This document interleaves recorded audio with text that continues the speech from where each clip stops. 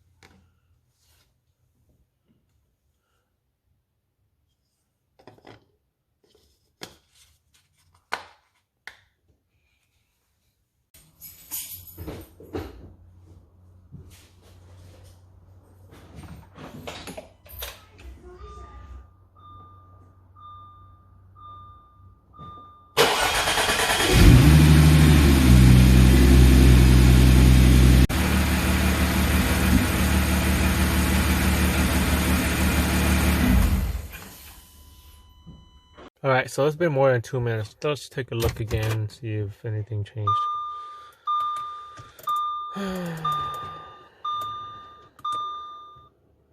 No, still say the same thing.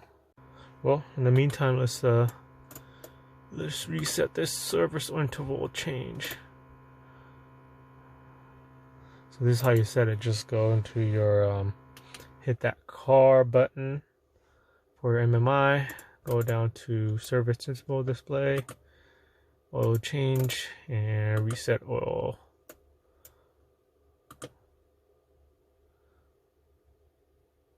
And it should be good. I guess just gonna drive it tomorrow to work and then just check it from there. So gonna wait till tomorrow and check the oil level. Based off of dipstick, it looks to be good. So I'll see you guys tomorrow. All right, so let's check the oil level now.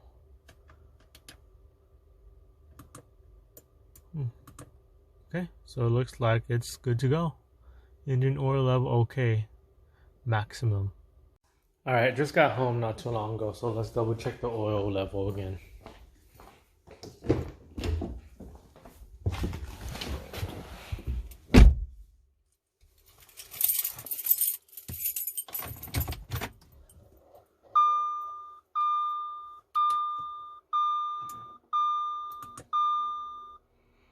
All right, so oil level is good, so the car is good to go. All right, guys, so that's an oil change for a B8 S4. If you find this video helpful, don't forget to like this video. Also, don't forget to subscribe to help support my channel, and comment any sort of feedback you might have on this video. Thanks for watching this video, guys. I see you guys in the next video.